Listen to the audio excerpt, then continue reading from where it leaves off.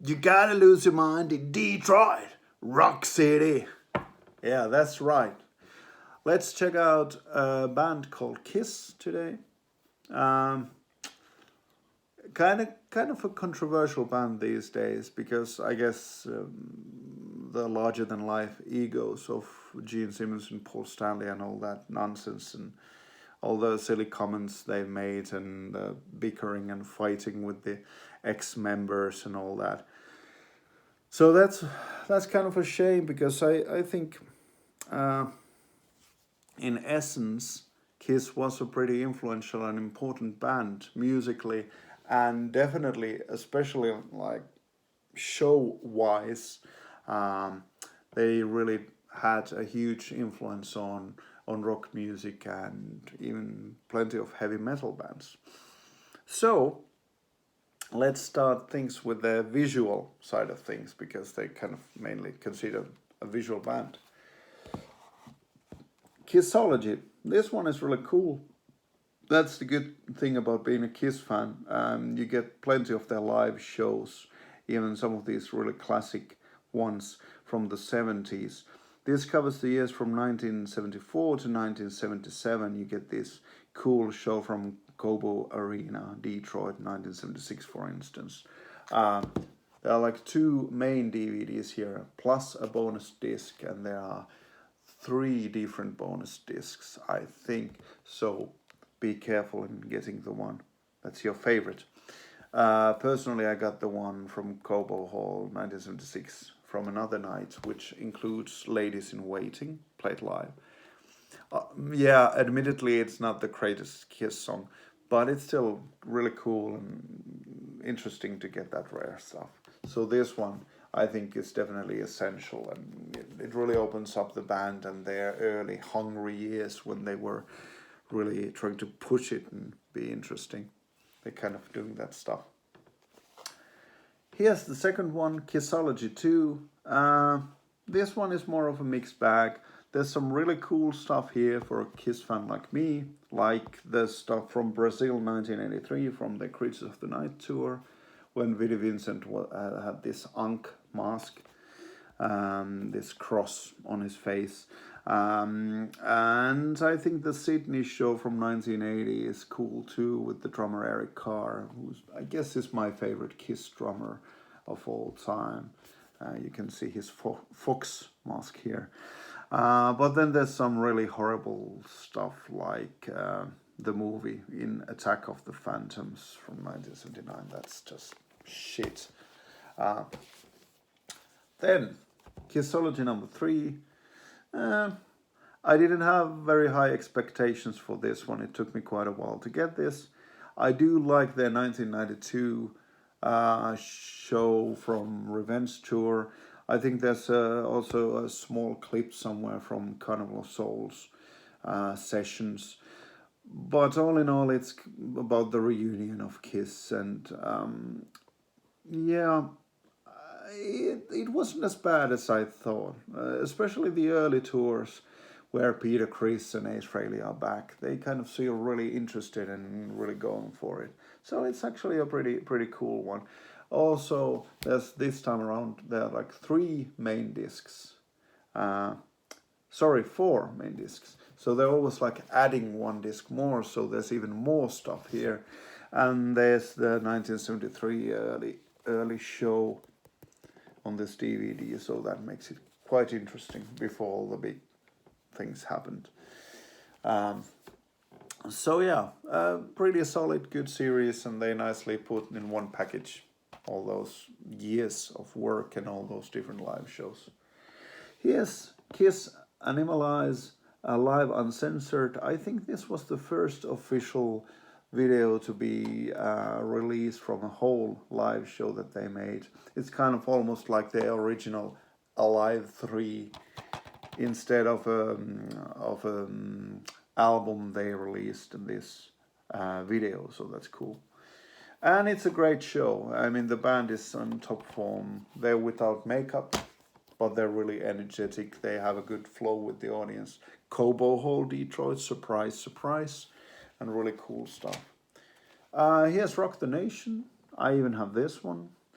even though it doesn't include the original members. Here you can see Fake Fraley and Cheetah Chris, I think you might call them. But actually the musicians are doing their job pretty well here. It's just really shameful that they don't have their own masks. I really wish they wouldn't play any roles, but they were actually like have their own identities and stuff like that. But there you go. Back in the day, Eric Carr had a different makeup, and Vinnie Vincent had this Ankh cross. So I think that was cool. I appreciated that a lot more than this thing, but it is what it is, you know. Then there's a bootleg called Kissology 1 Lost Footage. So there's some extra stuff from the different years that the Kissology sets, some stuff that they left out basically, but those aren't official releases. And then there are some bonus discs from the Kissology sets, you know, for fans who just want to get all the different versions without having to buy the same box set 3 times.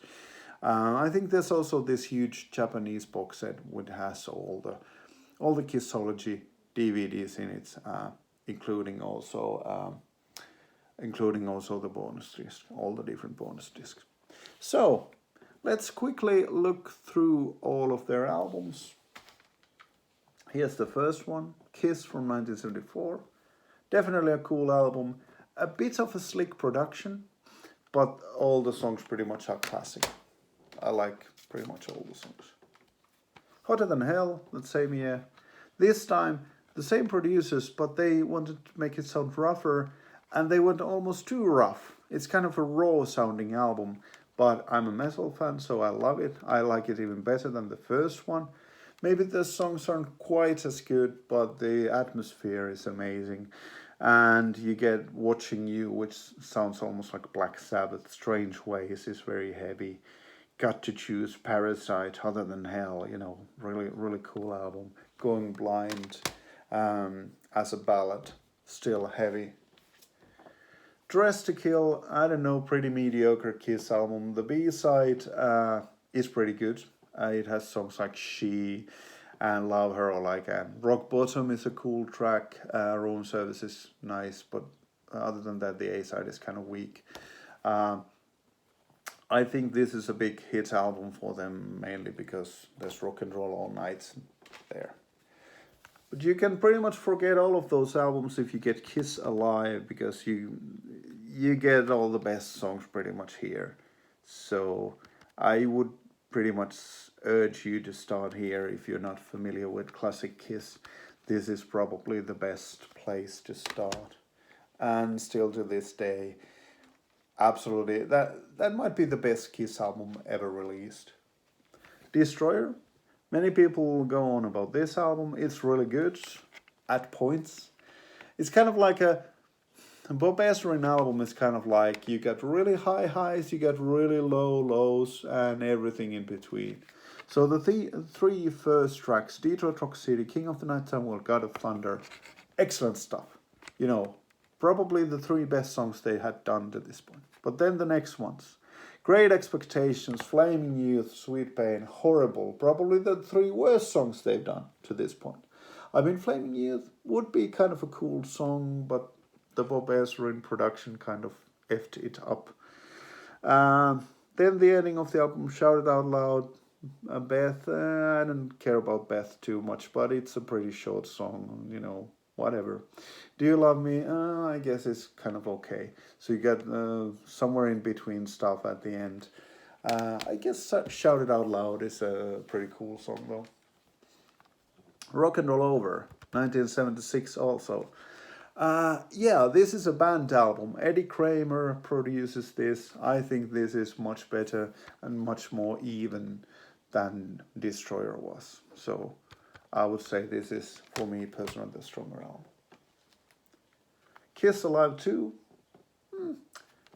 not bad. Side 4 has studio tracks, and even though Rocket Ride is a brilliant tune, and All American Man is a pretty good tune, it's kind of redundant. And then there are some silly songs here like Christine 16, never cared for that 60s rock and roll. Nothing to lose, Christine 16 kind of Kiss. Um, Hard Luck Woman, why not put Hooligan here? And Tomorrow and Tonight, not really my cup of tea. Other than that, I think sides 1 and 3 are pretty solid. So it's a good album, and I can understand that they didn't want to repeat the same songs as on Alive, but still, I kind of feel it's a bit sad that the studio stuff there that no one. I almost forget that those songs even exist, so it's kind of a throwaway thing. Even though they were trying to offer value for money, I guess. Here's Double Platinum. It's a collection. Usually I avoid collections, but it's a pretty cool one with this embossed prints of the band members. Kind of redundant collection. There's some kind of like rare versions, Strutter 78, I guess, and different mixes of some of the other songs, but I don't know. It looks great, but musically the value it's not that special. Ace Frehley's solo album, brilliant. What I love about this is that it rocks really hard, and then it also is really weird, and that combination is great for Ace Frehley. I really like White Out. That's a really weird song, and I guess I'm in Need of Love and Ozone and Snowblind. Yeah, there's something eerie about this album in all the right ways. That just might be my favorite 70s Kiss album. And if that doesn't count because there's only one member there, then I would go with Hotter Than Hell and Kiss and then Rock and Roll Over. Paul Stanley, really cool album too. It almost sounds like a typical Kiss album. The only song I don't like here is the really, really sugary, sweetie, Hold Me, Touch Me. That's horrible. Other than that, yeah, pretty cool album. Might be the second best Kiss album of the 70s after Ace Frehley's solo, if you count those solo albums as Kiss albums. Unmasked. Not a good album by any means. Really poppy and really horrible, so don't start with this one. But I personally kind of like it. I like certain songs kind of are pretty sophisticated, nicely written. I like Shandy, even though it's a really soft song. I like You're All That I Want. I think that's a cool song. Also nice to see Paul Stanley and Gene Simmons actually sharing vocal duties and cooperating, doing work together like they did on some of the early songs, like Let Me Know, where they sung together and did work together. But really, don't start with this one. It's a pop album. Music from the Elder, really weird one. A typical Bob Ezrin album. You get really high highs, like The Oath, Just a Boy, Only You, stuff like that. But then you get really low lows. Odyssey, it's just hideous. And then there's lots of in-between stuff. I'm not a huge fan of Ace Frehley's Dark Light, for instance, which is a shame. I think he did three excellent songs on Unmasked. Really good rocking tunes. Talk to Me, Torpedo Girl, and Two Sides of the Coin. So he was like the best member here, and now suddenly he's just, I don't know, not a good tune. Escape from the Island, though, that's a pretty good one. Then we get to the 80s. Creatures of the Night. What a cool album. For the longest time, this one was my favorite. Nowadays, it would be on the second place. I really like the production. It's really heavy and thundery. It's like a heavy metal album. A classic heavy metal album from Kiss. However, some of the songs like Saint and Sinner, Keep Me Coming, Danger, I don't know, they're not that great. Here's another version from that same album, and it arguably has a better track list with the excellent Killer put here as second place and Saint and Sinner thrown to the back of the album. I think this kind of works better as track listing.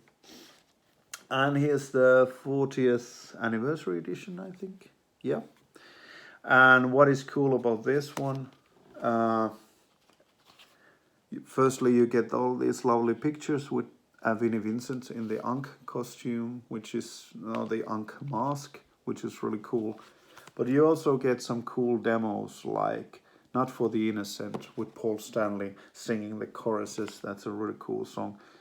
There are some other ones. I think Betrayed was a pretty cool one. It's My Life. That's an excellent song. But the live stuff, I don't know if you can see it here, but they play, of course, they play Creatures of the Night, I Love It Loud, War Machine, and I Still Love You.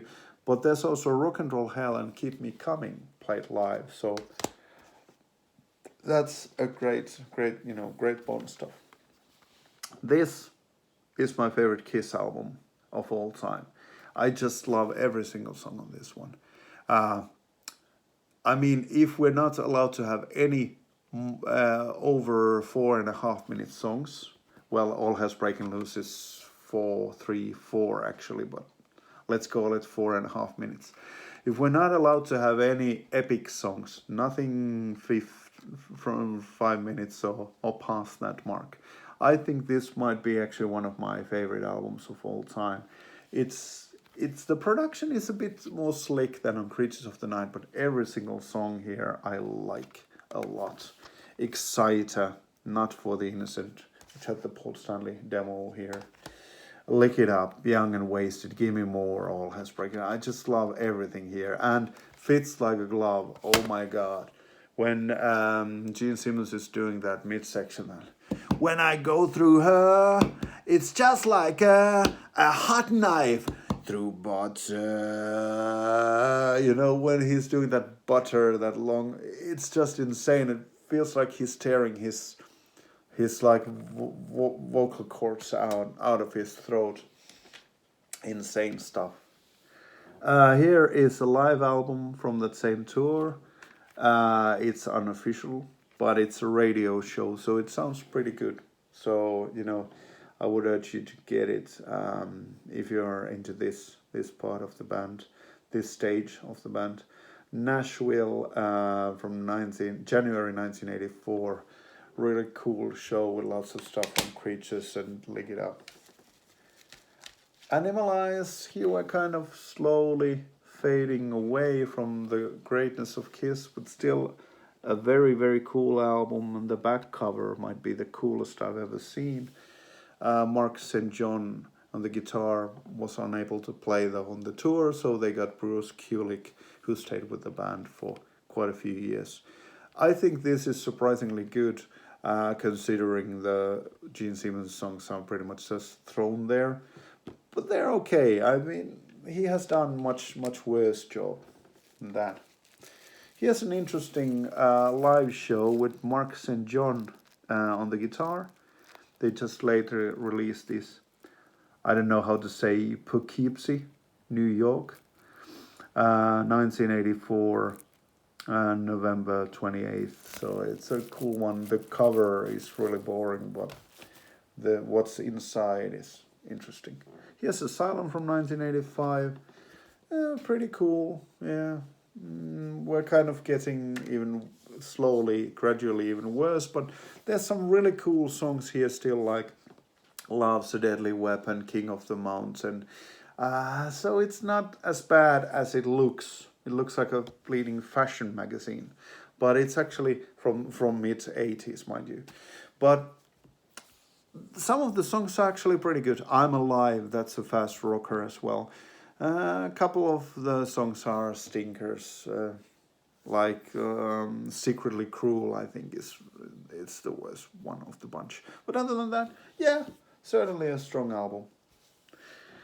Then we skip a couple of ones from the late 80s. I think Crazy Nights and Hot in the Shades. Let's forget those. Those are hideous. Revenge. This is a pretty good album. It's kind of heavy. There are some really cool tracks here. Unholy probably being the most famous, and it really did the band well.